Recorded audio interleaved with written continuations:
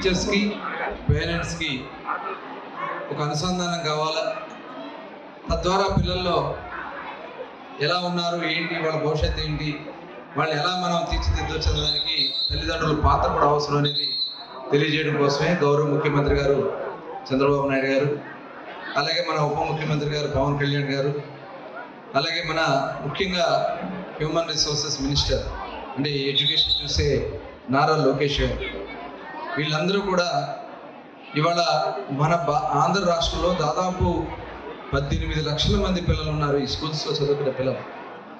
ఇవాళ డబ్బులు వాళ్ళు ప్రైవేట్ స్కూల్స్కి వెళ్తారు, కానీ ప్రైవేట్ స్కూల్స్కి స్టాండర్డ్స్కి తగ్గకుండా గవర్నమెంట్ స్కూల్స్లో కూడా ఏర్పాటు చేయాలనే లక్ష్యంతో ఇవాళ ఆంధ్రప్రదేశ్ రాష్ట్ర ప్రభుత్వం పనిచేస్తున్న విషయాన్ని మీకు ఈ సందర్భంగా గుర్తు చేస్తా ఉన్నా. ఎందుకంటే ఇవాళ చాలా కాంపిటీషన్స్ పెరిగిపోయినాయి. ఇవాళ స్టాండర్డ్స్ కూడా విపరీతంగా మరి ఉన్నటువంటి సందర్భంలో రేపు జరిగే కాంపిటీషన్ ఎగ్జామ్స్లో కానీ మన వాళ్ళు కూడా ఎక్కడ కూడా తగ్గకుండా ఉండాలి. నిజంగా చాలా సంతోషం. అక్కడ పద్మ పాప IIIT ఒంగోలు చాలా ధైర్యంగా వచ్చి చెప్పింది. ఒక సామాన్యమైనటువంటి బొంతలు కుట్టే కుటుంబం, తండ్రి బొంతలు కుడతాడంట, కానీ అమ్మాయిలు చదువుకోవాలనే కాంక్ష అమ్మాయిని చదివించింది. నిజంగా ఈ సందర్భంగా నాకు ఒకటి గుర్తుకొస్తుంది. మా అమ్మ నన్ను డాక్టర్ చేయాలనుకుంది. నన్ను భుజాన్ని వేసుకుని తీసుకెళ్ళేది ట్యూషన్ కాదు, డాక్టర్ కాలేకపోయా. కానీ ఇవాళ డాక్టర్ కానీ ఇవాళ మరి నిజంగా చెప్తున్నా, ఆ రోజున నన్ను స్కూల్కి తీసుకెళ్ళి నేను రిక్షాలో దురికేసేవాడిని అంట, చిన్నప్పుడు చెప్పేవాడు. కానీ చదువుకున్నా కాబట్టి కొంత లోక జ్ఞానం తెలిసింది. ఇవాళ చదువు అనేది చాలా ఇంపార్టెంట్.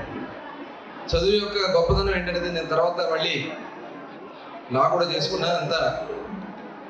ఎందుకంటే సమాజంలో జరుగుతున్నటువంటి అంశాలు తెలియాలంటే విద్య చాలా ప్రధాన పాత్ర పోషిస్తుంది. పిల్లలు చదువుతూ తల్లిదండ్రులు కూడా చదువుకుని డిగ్రీలు కట్టిన చాలా మంది ఉన్నారు. ప్రైవేట్గా డిగ్రీలు కట్టుకున్నాయి డిస్టెన్స్ ఎడ్యుకేషన్లో. అలా మీరు ప్రయత్నం చేయొచ్చు. పిల్లలకి చదువు చెప్పుకోవచ్చు, మనం కూడా కొంత చదువుకోవచ్చు. తద్వారా మనం కూడా కొంత నాలెడ్జ్ గెయిన్ చేయడానికి అవకాశం వస్తుంది. అయితే ఇవాళ మనం ఇన్ఫ్రాస్ట్రక్చర్ కూడా ప్రైవేట్ స్కూల్స్కి తగ్గకుండా మన ఇన్ఫ్రాస్ట్రక్చర్ కూడా ప్రభుత్వం ఏర్పాటు చేస్తుంది. మధ్యాహ్న భోజన పథకం పూర్తి స్థాయిలో చాలా పకడ్బందీగా ఏర్పాటు చేస్తున్నాం.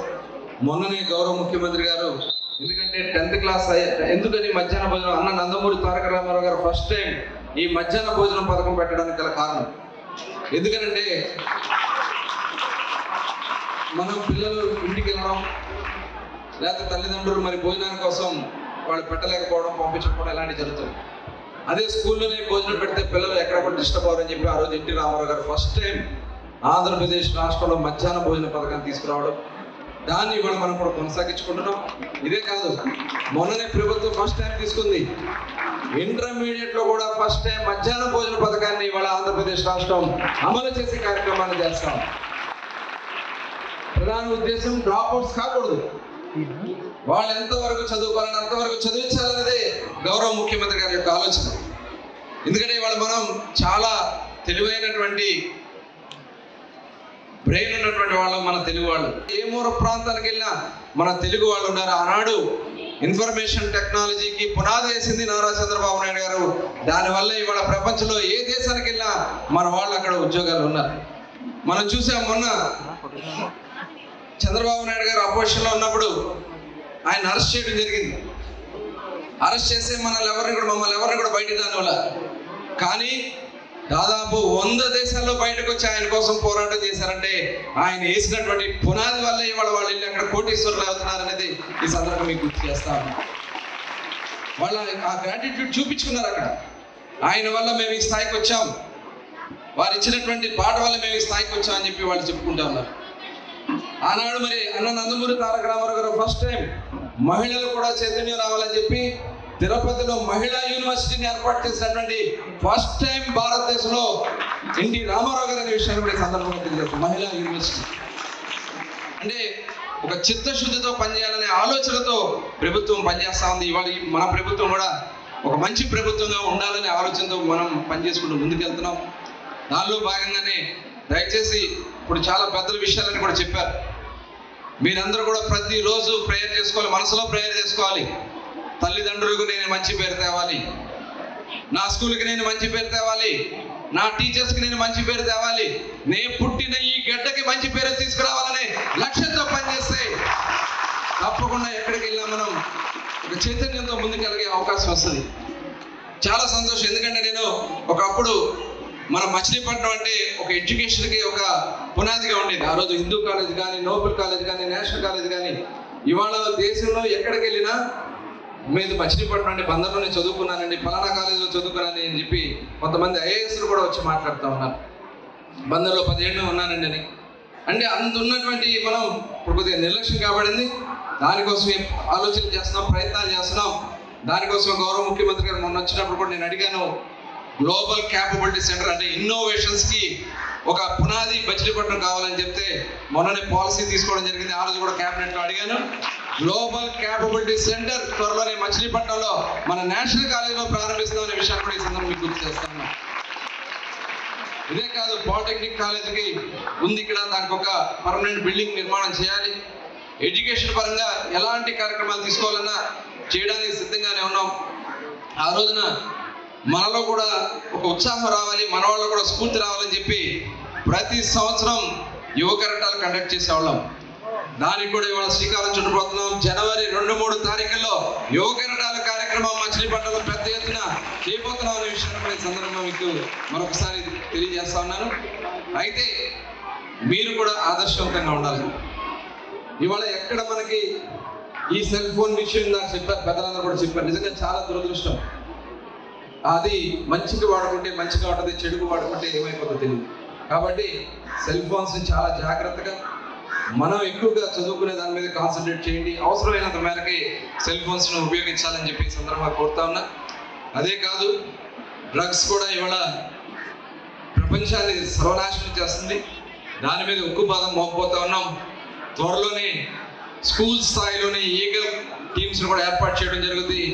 ఈ ఈగల్ ఫోర్సు ఎక్కడన్నా స్కూళ్ళల్లో ఎవడన్నా డ్రగ్స్ గురించి ఎక్కడన్నా చుట్టుపక్కల ఎక్కడన్నా పూర్తిగా ఇన్ఫర్మేషన్ గ్యాదర్ చేయడానికి ఈగల్ ఫోర్స్ టీమ్స్ని ఏర్పాటు చేయడం కూడా జరుగుతుంది. అదేవిధంగా మీరు కూడా చక్కగా మనకి పేరెంట్స్కి ఇప్పుడు మరి ఆదిలక్ష్మి గారు ఉన్నారు, ఇప్పుడు మీకు కమిటీ చైర్మన్గా మీరందరూ కూడా కూర్చోండి, అప్పుడప్పుడు కూర్చోండి. స్కూల్కి అవసరమైనటువంటివి ఏమున్నాయి?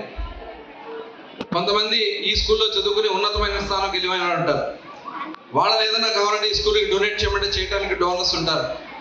వాళ్ళని కూడా మనం ఇందులో భాగస్వామ్యం చేయొచ్చు. తల్లిదండ్రులు కూడా మన చుట్టుపక్కల ఉన్న వాళ్ళని కూడా కొంత ఈ స్కూల్కి ఇది అవసరం ఉందని చెప్పి మనం చెప్పడానికి అవకాశం వస్తుంది. లేదు, ప్రభుత్వం నుంచి రావాల్సింది ఏదైనా ఉంటే ప్రభుత్వానికి చెప్పాల్సిన దానికి అవకాశం ఉంటుంది. కాబట్టి అది కూడా మనం ఆలోచన చేసుకునే విధంగా ఆ కార్యక్రమాలు కూడా చేసుకోవాలని మరొకసారి ఈ సందర్భంగా తెలియజేస్తా ఉన్నాను. ఈ స్కూల్కి అవసరమైనటువంటి, ఎందుకంటే 90% ఉత్తీర్ణత వచ్చింది లాస్ట్ 10th క్లాస్ మరి ఎగ్జామ్స్లో. ప్రిన్సిపల్ గారు రామకృష్ణ గారు ఇప్పుడే చెప్పారు. వారిని నేను ఒకటే కోరుతున్నా, టీచర్స్ అందరూ కూడా ఇక్కడ ఉన్నారు, 100% ఇక్కడ రేపు తీసుకురావాలి. 10th క్లాస్ పాస్ 100% తీసుకొస్తానని మీరు గట్టిగా హామీ ఇవ్వాలి. అందరూ కూడా పిల్లలు కూడా ఉన్నారు ఇక్కడ, 10th క్లాస్ పిల్లలు ఉన్నారా? చేతులెత్తండి ఒకసారి. అందరూ ఎంతమంది ఉన్నారు? మంచి మార్క్స్ తీసుకున్నారు. 564 మార్క్స్ కూడా వచ్చి అన్నారు లాస్ట్ టైం. మీరు అందరూ గట్టిగా తీసుకొస్తారా మార్క్స్? Thank you. తప్పకుండా మీకు ఏ సపోర్ట్ కావాలన్నా, ఈ స్కూల్కి ఏ సపోర్ట్ కావాలన్నా 100% చేయడానికి అర్ధరాత్రి మాకు కవర్ చేసినా నేను వచ్చి మీ స్కూల్ ముందు నిలబడతానన్న కూడా మరొకసారి మీ అందరూ కూడా హామీ ఇస్తూ మరొకసారి ఇంత చక్కటి కార్యక్రమాన్ని ఏర్పాటు చేసి మమ్మల్ని అందరూ కూడా భాగస్వామ్యం చేసినందుకు ఒకసారి డిఓ గారికి, అదేవిధంగా ఎంఈఓ గారికి, ప్రిన్సిపల్ గారికి, కమిటీ ముఖ్యంగా కమిటీ చైర్మన్ గారికి, సభ్యులకి అందరూ కూడా మనస్ఫూర్తిగా అభినందనలు, ధన్యవాదాలు తెలియజేసుకుంటూ మరొకసారి అందరికీ నమస్కారాలు. జై హింద్. మరిన్ని వీడియోస్ కోసం ఛానల్ ని సబ్స్క్రైబ్ చేయండి. లేటెస్ట్ అప్డేట్స్ కోసం వాట్సాప్ ఛానల్ ని ఫాలో అవ్వండి. ఆ లింక్ డిస్క్రిప్షన్ లో ఉంది.